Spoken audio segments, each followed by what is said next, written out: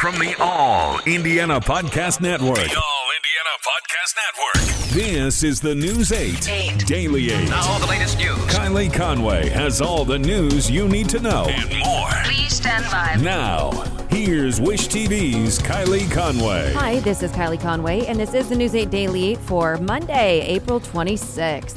It is going to be a beautiful day today with highs in the low to mid 70s in some places, making way for a really warm Tuesday with looking like 80s across the board. But today, plenty of sunshine after this cold start. You will not need your jacket later on this afternoon.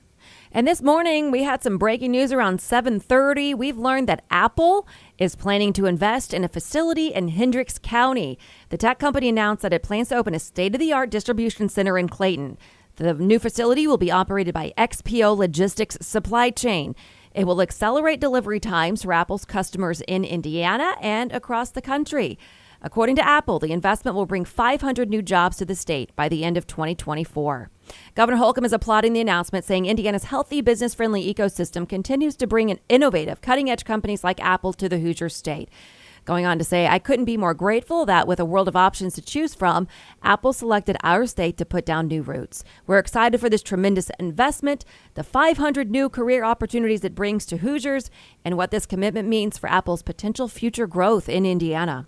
And today, Vice President Kamala Harris says it's time to start preparing for the next pandemic. She's set to speak to the United Nations today. According to an early copy of the vice president's speech, she'll call on the countries of the world to prioritize making sure everyone has access to health systems, investing in science, health workers, and the well-being of women, and having more than enough personal protective equipment and also capacity for vaccine and test manufacturing. Harris also has a teleconference set with the leader of Guatemala today as she plans her first international trip in office. Harris wants to visit Guatemala and Mexico as she looks into the reasons why so many migrants are heading to the United States. Most people don't want to leave home, and when they do, it's usually for one of two reasons. They're fleeing some harm, or they cannot stay and satisfy the basic necessities of life, such as feeding their children and having a roof over their head. That is a big part of what is going on. The White House says Harris first discussed migration with the president of Guatemala last month. And President Biden is holding a consistent approval rating as he's poised to mark 100 days in the White House this week. Right now, he's sitting at an average of around 54%. Polls by ABC News and The Washington Post show his current lowest rating is 52%. NBC and Fox News put the president at 53% and 54% respectively. Polls from CBS News and YouGov show Biden's highest at 58%. Fully vaccinated Americans will be able to visit countries in the European Union. That's according to the president of the European Commission, who talked about the change with the New York Times. He did not share any specifics about when Americans will be allowed or how visitors will prove their full vaccination. More than a year ago, the EU stopped all non-essential travel to members' nations. Health experts are concerned about a new pandemic trend. More people getting a 2-dose vaccine are missing or skipping that second shot. According to the CDC, nearly 8% of people who got their first shot of the Pfizer or Moderna vaccines have missed their second doses. For perspective, that's more than 5 million people, including Hoosiers here in Indiana. The CDC says these numbers are up from March, when about 3.4% of people missed their second dose of the COVID-19 vaccine. Health officials say for these 2-dose vaccines, the protection is stronger and lasts longer with both shots. So why is this happening? Some people say they're worried about the side effects, which can include flu-like symptoms. Other people say they feel like they're sufficiently protected with a single shot. Experts admit another hurdle is that some vaccine providers have canceled second dose appointments because they ran out of supply or didn't have the right brand in stock. Plus, the CDC says if a person received the 2 doses from different places, the shots may not be linked together and that second dose might not get reported. So Dr. Anthony Fauci says he's not surprised because this happens often with multi-dose vaccines. Whenever you have a 2-dose vaccine, you're going. Doctors also say groups initially prioritized for the vaccine, like healthcare workers, were more likely to get shots at work and not miss their second dose. As of this morning, the CDC says more than 42% of Americans have received at least 1 dose, and more than 28% of people in the United States are now fully vaccinated. And the United States is stepping up to support India as it grapples with a shocking surge in COVID-19 cases. Yesterday, the nation had almost 350,000 new infections. According to data from Johns Hopkins University, that is the highest number of new cases in a single day ever recorded in the pandemic. There are two things complicating the fight against the surge. There's a new virus variant spreading quickly across the country. There's also been a critical demand for oxygen and other medical supplies, including PPE and tests. Defense Secretary Lloyd Austin says his department will work to deliver those much-needed supplies to the country. Dr. Anthony Fauci believes other nations should be concerned with what's happening in India. A pandemic that's a global pandemic requires a global response. So that's the reason why we and other rich countries have to exert what I think is our moral responsibility to help the rest of the world get this under control. At last check, India recorded more than 195,000 coronavirus deaths. Many health experts warn that could also be a severe undercount. And starting today, students will begin giving vaccine shots to students at Marian University. The school's arena will host a clinic today through Friday. Students should be getting emails to set up appointments. Faculty and staff can go on a wait list. Organizers say medical and nursing students will be administering the vaccines. And the Federal Aviation Administration is trying to determine what led to a deadly plane crash in Richmond. Indiana State Police say it happened yesterday morning near the Richmond Municipal Airport. The pilot, Judson Coslow, died. Troopers say the 78-year-old was the only one on the plane. He was flying to Arizona to visit family. Today, the family of Andrew Brown Jr. may get to see body camera video of his death. A sheriff's deputy in North Carolina shot Brown last week, touching off large protests. The county sheriff says he hopes to make it available today once he knows it will not undermine the investigation. A judge will be the one to ultimately decide whether to make the video public. We just want the truth out. We just want the sheriff to let us know what's going on and the truth. That's all we want. We want justice. Attorneys for the family say they want the video available for everyone to see, not just members of the family. And lawmakers on Capitol Hill are debating how to address police reform.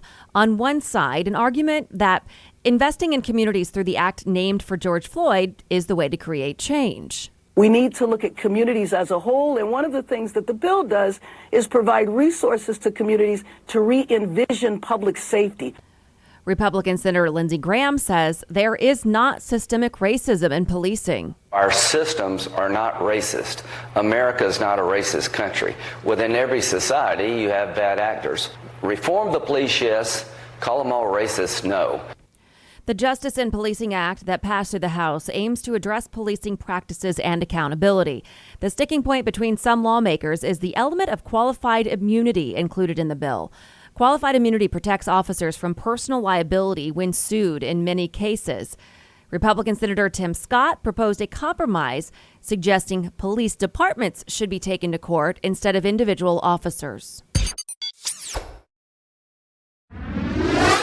And today, a tribute for Samaria Blackwell, one of the 8 people killed in the FedEx mass shooting. Her funeral is today in Southport. Blackwell had been an employee for 2 months at the FedEx facility, but wasn't there long enough to qualify for life insurance, which is why a family friend set up a GoFundMe page. More than $36,000 has been raised for funeral expenses. And the Avon Police Department is also honoring Blackwell. We've told you what they are doing. She had a dream of one day putting on a police officer's uniform. So they're collecting shoulder patches from any law enforcement agency wishing to show their support. They can be sent or delivered directly to the department. After receiving the patches, the department plans to compile a list of all of the agencies involved and deliver them to the Blackwell family. The funeral service starts at 2:30 this afternoon at the Southport Heights Christian Church. Visitation starts earlier at 11:30. And a service on Sunday honored 2 other mass shooting victims, Jasvinder Kaur and Amarjeet Sekhan. The service started at a funeral home and ended 4 hours later at a Gurdwara, the place of worship for Sikhs. People sang traditional songs and gathered in prayer to honor the 2 women. Family members of both women say they worked at FedEx to support their families. And marching to the governor's mansion, a call for change in the wake of the tragedy. A candlelight vigil was held last night in Butler Tarkington, the neighborhood there just north of downtown. People gathered to mourn the lives lost this year in shootings in Indianapolis. And they're calling on Governor Holcomb and senators to pass gun control legislation. We had a gathering, a call to lament the lives lost for gun violence. and to call for action for ourselves and our leaders to put an end to gun violence. Organizers say they want the governor to work with other leaders to declare gun violence a public health epidemic, pass universal background checks, and veto any bills that expand so-called stand your ground laws. And the Oscar goes to Nomadland. Nomadland wins the night's biggest honor at the Academy Awards. It beat out 7 other movies to take home the Oscar for Best Picture. The film also took home Best Actress for Frances McDormand's performance and the award for Best Director. Director Chloe Zhao is now the second woman and first woman of color to win that category. I'm very lucky. I have parents have always told me that who you are is enough. You know, and who you are is your art, you know. So I always try to stay true to myself and be surrounded by really great, supportive, talented people. So I really share this moment with them. The ceremony was scaled down due to the pandemic. The nominees, their guests, and presenters were able to attend along with 70 fully vaccinated frontline workers. The night also honored Tyler Perry. He was given the Jean Hersholt Humanitarian Award for his commitment to social justice and creating safe work environments during the health crisis. And the Better Business Bureau says fake travel websites are advertising extremely cheap flights and taking payments, but failing to deliver the tickets. The BBB says some are sending a fake confirmation email with no ticket. Others claim you need to pay extra to finalize the booking. The BBB says real airlines and legitimate travel sites would never use those tactics. If you're going to book online, they recommend paying with a credit card so you have a way to dispute the charges. Some world news now. The Indonesian Navy has officially declared all 53 crew members on a lost submarine dead. The search team located the vessel's wreckage. A scan of the ocean floor showed it was broken into 3 parts. On Saturday, officials changed the submarine status from missing to sunk. The vessel went missing off the resort island of Bali last Wednesday. And at least 82 people are dead. At least 110 more are hurt in Iraq after a massive fire at a hospital for coronavirus patients. The Iraqi government says it started when an oxygen tank exploded. Those killed include 28 people who were on ventilators with severe symptoms. The prime minister suspended or fired some senior health officials and blamed the fire on negligence of hospital officials. The American pullout from Afghanistan has started. Military leaders say troops are leaving some local areas and heading to main bases. They're also packing up equipment and shipping it out. This month, President Biden announced that all U.S. troops would be out of the country by September 11th. The Trump administration had set a May 1st deadline. Okay, cool stuff here. NASA's Ingenuity helicopter is setting records on the surface of Mars. According to the agency, the helicopter flew faster and farther on Sunday's flight than it performed in any of the tests on Earth. Ingenuity's third flight, a video of it was shared on NASA's Jet Propulsion Lab Twitter account. NASA reports that the helicopter lifted off just after 4:30 Sunday morning, went 16 feet up in the air. Ingenuity then flew 164 feet, about the length of half of a football field, at around 6.6 feet per second. And now to business headlines. The remote working shift is hailed as the future, but new data highlights potential negative trends. The UK's Office for National Statistics found remote workers were more likely to work overtime and less likely to get bonuses. That's just an example. Remote workers were also more likely to work in the evenings. Restaurants spent much of the past year trying to win back customers, and now they're struggling to win back employees. The Wall Street Journal reports nationwide chains and independent eateries alike said they can't hire enough workers to staff kitchens and dining rooms. Restaurants are offering bonuses, help with college tuition, and other perks. GE will donate up to $100 million to diversify its engineering field. The program, known as Next Engineers, has global ambitions. It aims to include more than 85,000 students in 25 cities around the world over the next decade. The program lasts 2 years. Scammers are increasingly targeting people seeking to buy ammunition and other gun accessories, as ammo is in short supply and the market is flooded with first-time firearms buyers. Hunting and sports shooting app Go Wild says scammers are finding new opportunities in the 8.4 million people who bought guns for the first time last year. Scammers appear to be operating from outside the country and are using fake business names. Okay, and there's a new dating app, only works 1 day a week. It's called Thursday because it lies dormant for 6 days a week until, you guessed it, Thursday. Then each week at midnight, at the stroke of midnight, it will come alive, allowing you to match and chat with fellow users for the next 24 hours. At midnight, then, that night, all matches and chats will be wiped, meaning you'll have to start again next week if you didn't meet anyone that you liked, anyone you connected with. And now to the Pacers. They're headed back home after a win over the Orlando Magic. The Pacers have won 3 straight now. Malcolm Brogdon led the team with 24 points.